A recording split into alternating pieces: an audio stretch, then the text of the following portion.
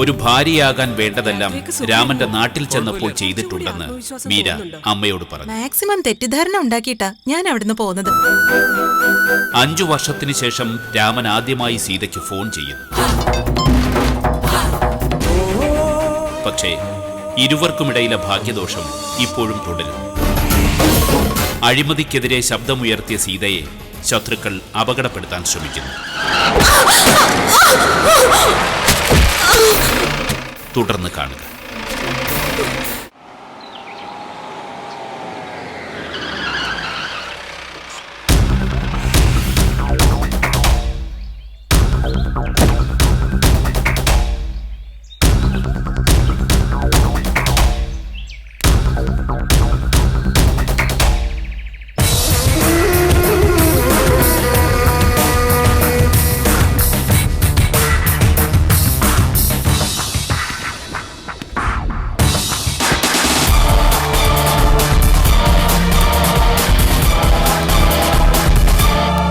എന്താടാ?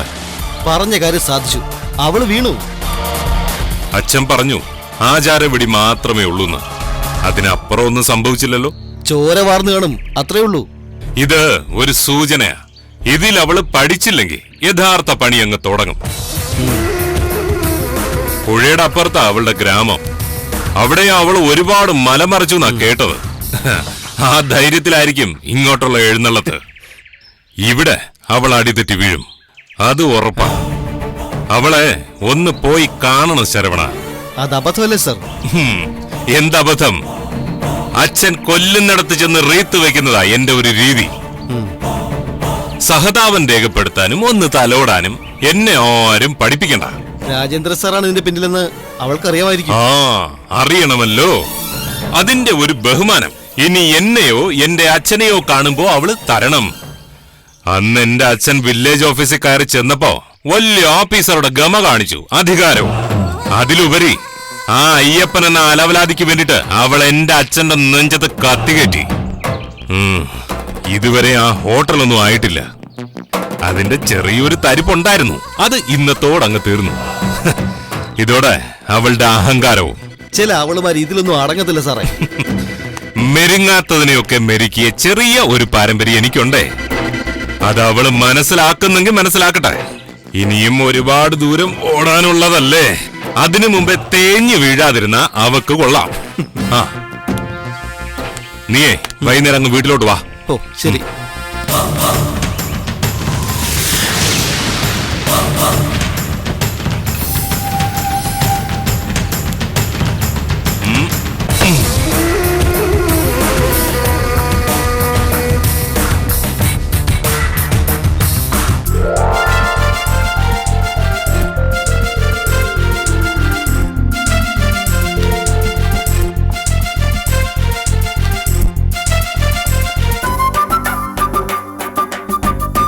ഇന്നെന്താ വൈകി പോയോ? അല്ലെങ്കിൽ ഇപ്പൊ പാചകമൊക്കെ കഴിയേണ്ടതാണല്ലോ. ഇടയ്ക്ക് എന്തോ ക്ഷീണം തോന്നി, ഉറങ്ങിപ്പോയി. എന്നാ പോയി കുളിച്ചൊന്ന് ഫ്രഷ് ആയേ, ബാക്കിയൊക്കെ ഞാൻ ചെയ്തോളാം. ആ വേണ്ടടി. ഏയ് സാരല്ലെന്നേ, താൻ ചെന്ന് കുളിക്ക്. ചെല്ല് ചെല്ല്.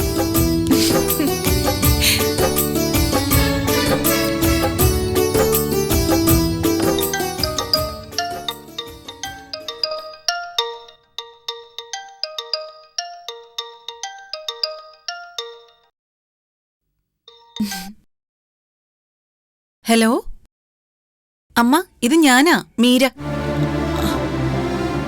മോളിപ്പോഴും അവിടെ തന്നെയാണോ? നാളെ ഇവിടെ തന്നെ സ്ഥിരതാമസാക്കേണ്ടതല്ലേ, അതുകൊണ്ട് ഇപ്പോഴേ പാചകമൊക്കെ പ്രാക്ടീസ് ചെയ്തോണ്ടിരിക്കുക. അമ്മയുടെ മോന് ഇഷ്ടമുള്ളതൊക്കെ ഉണ്ടാക്കി കൊടുക്കാൻ ശ്രമിക്കുക. പിന്നെ ഞാൻ വിളിച്ചത്, ഇവിടെ അവന് പരിചയത്തിലുള്ളൊരു കുട്ടിയുണ്ട്, സീത.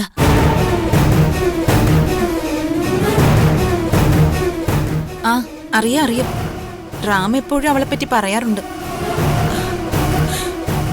സീതയ്ക്കൊരു അപകടം ഉണ്ടായി. അയ്യോ, എന്തുപറ്റി? ഒരു വണ്ടി തട്ടിയതാ. നല്ല മുറിവുണ്ടെന്നാ കേട്ടത്. റാം കുളിക്കുക. കുളി കഴിഞ്ഞു വരുമ്പോ ഞാൻ പറയാം. സീതയുടെ കാര്യം കേൾക്കുന്നത് പുള്ളിക്കാരന് അത്ര ഇഷ്ടമൊന്നുമല്ല. എങ്കിലും മോളൊന്ന് പറയണം. ഉറപ്പായും പറയാം. പിന്നെ അമ്മയ്ക്ക് സുഖാണോ? അത് നിങ്ങൾ പോയതി പിന്നെ ശരിക്കും ഒറ്റപ്പെട്ടു പോയില്ലേ? ഉടനെ ഞങ്ങളുടെ കല്യാണം കഴിയും. അത് കഴിഞ്ഞാ പിന്നെ അമ്മ ഞങ്ങൾക്കൊപ്പം തന്നെയാ. ആ ശരി മോളെ, സീതയുടെ കാര്യം രാമനോട് പറയണം.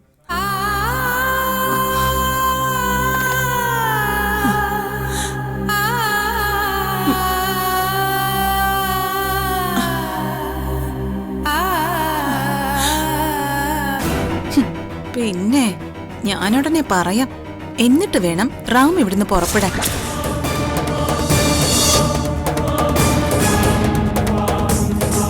സീത ഒരു തീപ്പൊരിയാ. ആ കനല് റാമിന്റെ ഉള്ളിലുണ്ട്. അതെടുത്ത് കളഞ്ഞേ പറ്റൂ.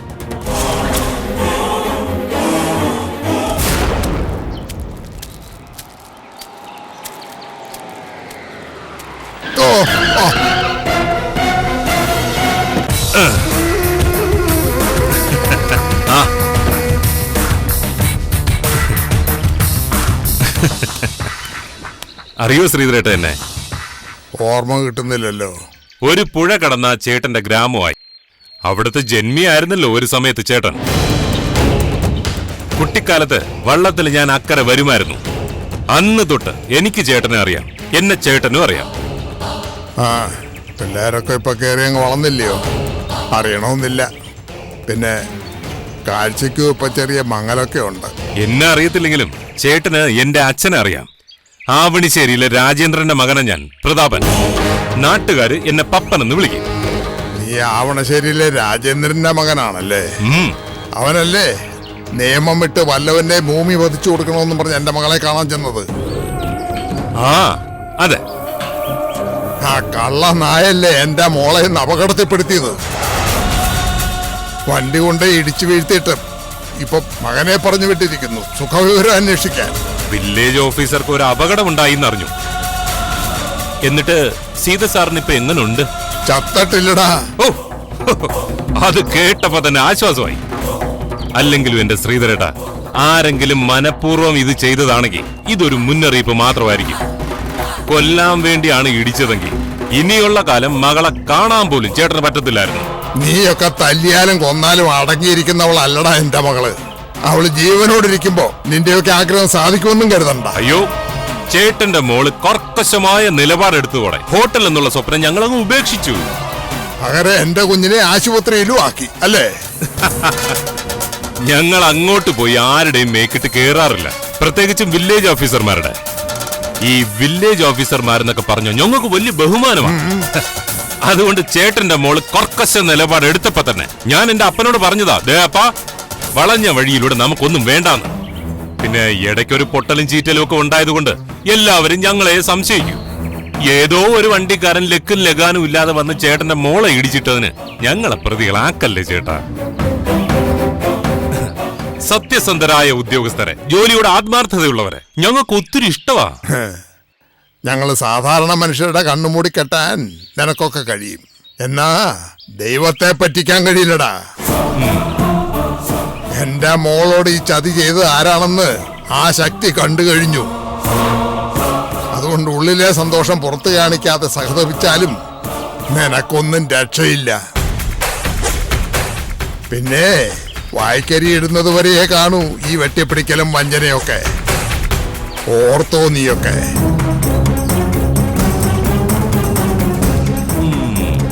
ഒന്ന് പോടോ പാറട്ടക്കളവ. അവള് സ്വഭാവം മാറ്റിയില്ലെങ്കിലേ പച്ച മാംസം കൊതിച്ചു നടക്കുന്ന ഈ നാട്ടിലെ നായ്ക്കൾക്ക് വെട്ടിയരിഞ്ഞ് വലിച്ചെറിഞ്ഞു കൊടുക്കും അവളെ.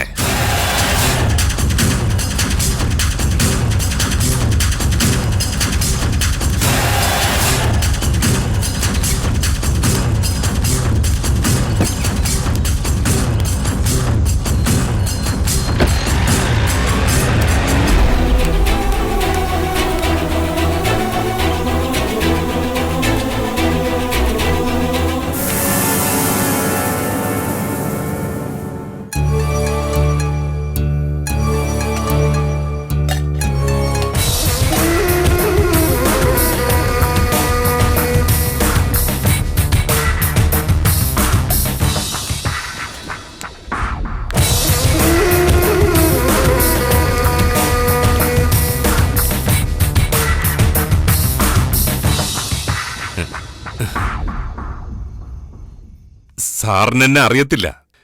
ഞാന് കോൺട്രാക്ടർ രാജേന്ദ്രന്റെ മകനാ, പ്രതാപൻ.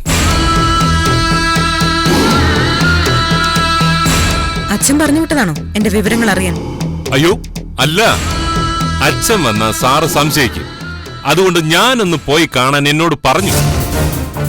കണ്ടല്ലോ, നെറ്റി മുറിഞ്ഞ് കുറച്ചേറെ രക്തം വാർന്നുപോയി. 6-7 കുത്തിക്കെട്ടുമുണ്ട്. സാധാരണ സിനിമകളിലെ വില്ലൻ കഥാപാത്രങ്ങളെ അനുകരിക്കുമായിരിക്കും അച്ഛനല്ലേ?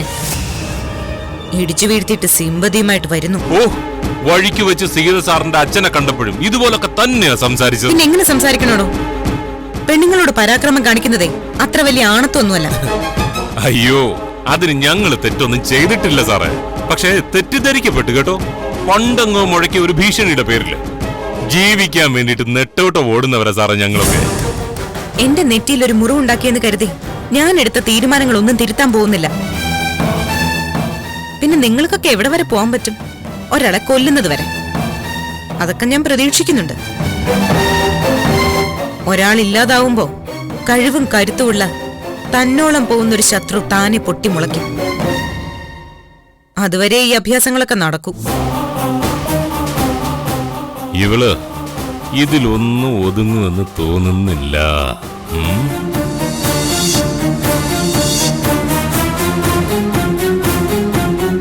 കൂടുതൽ ചിന്ത വേണ്ട.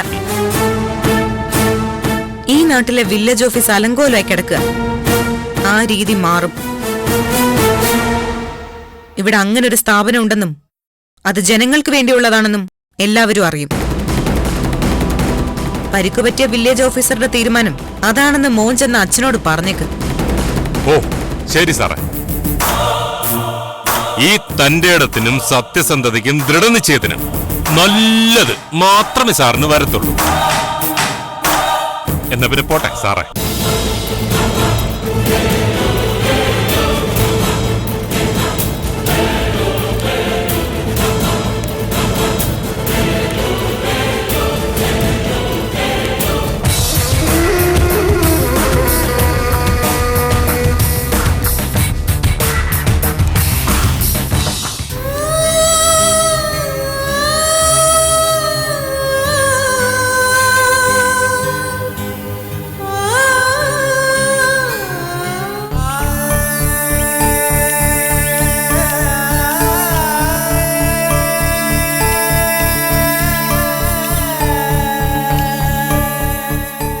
സീതമ്മ വന്നില്ലല്ലോ അപ്പൂസ്.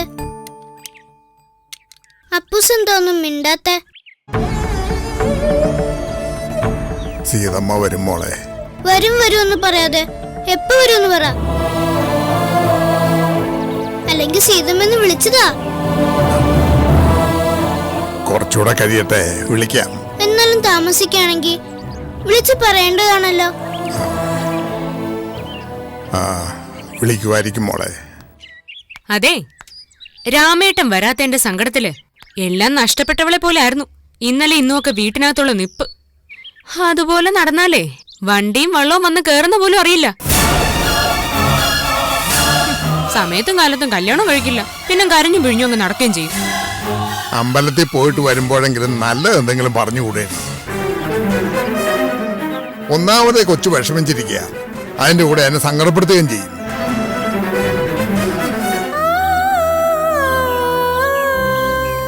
മോള് പേടിക്കൊന്നും വേണ്ട, സീതമ്മ രാമന്റെ വീട്ടിൽ പോയിട്ടുണ്ടാകും.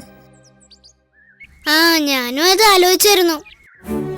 ഇത്രയും താമസിച്ചതുകൊണ്ട് സീതമ്മ എന്നെ വിളിക്കാതിരിക്കില്ല. വിളിക്കുവാണെങ്കിൽ പറയണേ പൂസ. പറയാട്ടോ.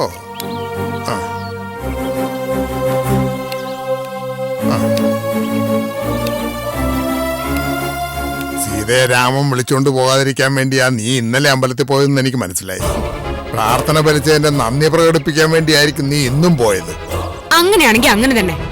തിരുത്താനൊന്നും ഞാനില്ല.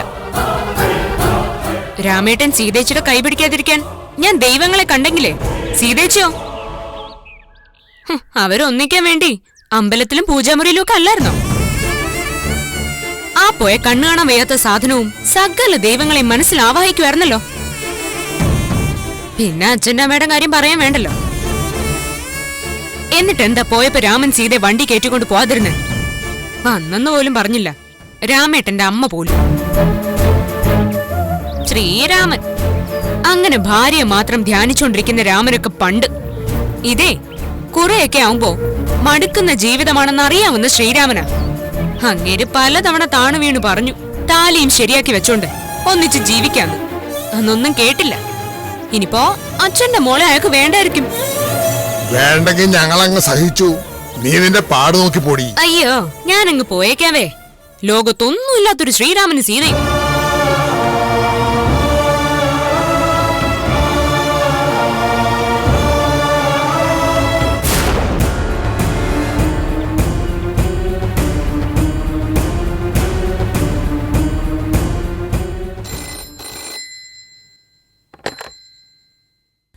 ഹലോ ഹലോ, ഞാനമ്മേ മീര.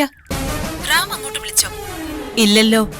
ഷോ, ഞാൻ ഒരുപാട് നിർബന്ധിച്ചതാ, എന്നിട്ടും വിളിച്ചില്ലേ? ഇല്ല, വിളിച്ചില്ല.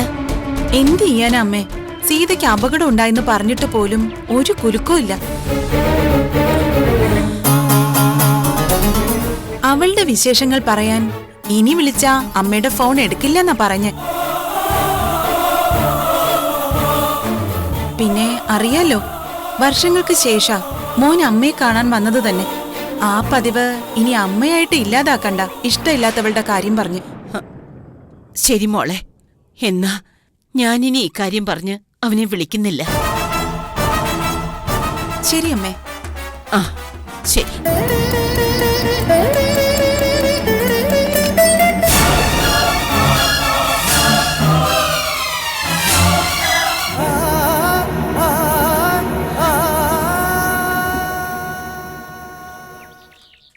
ആരാ മോളെ വിളിച്ചത്?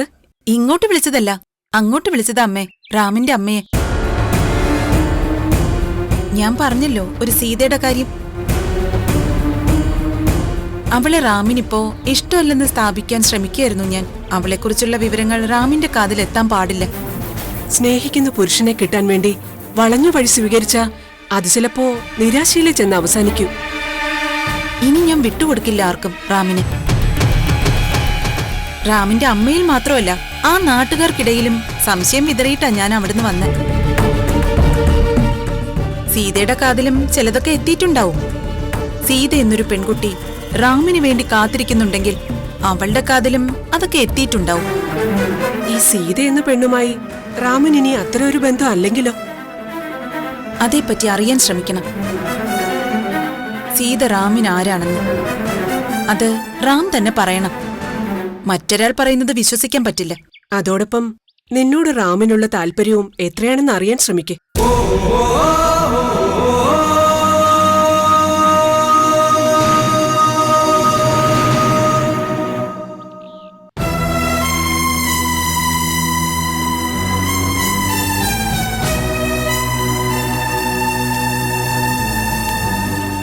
അത്രയ്ക്ക് വെറുപ്പായോ അമ്മേ രാമേട്ടന് സീതയോട്?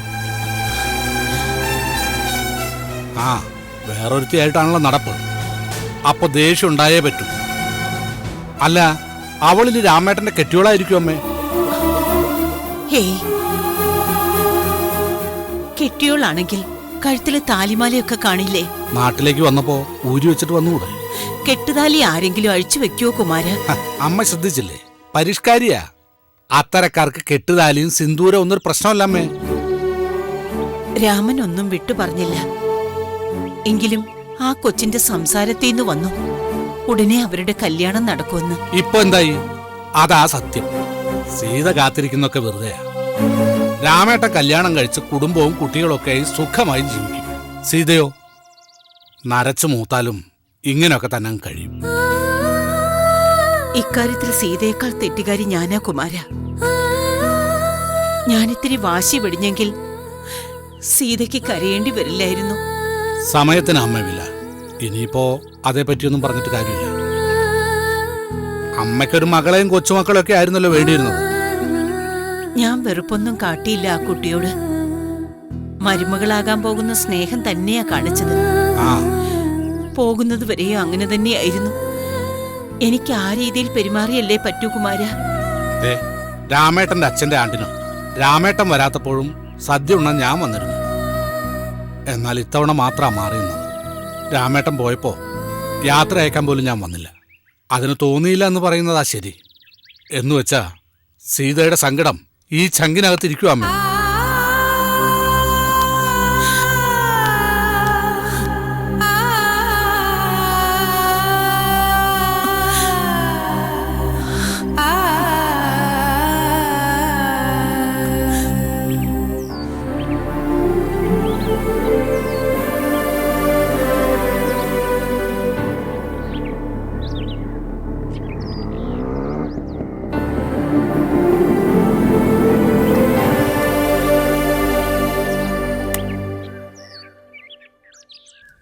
ഗിരിമാമനാണോ? ആ അതെ.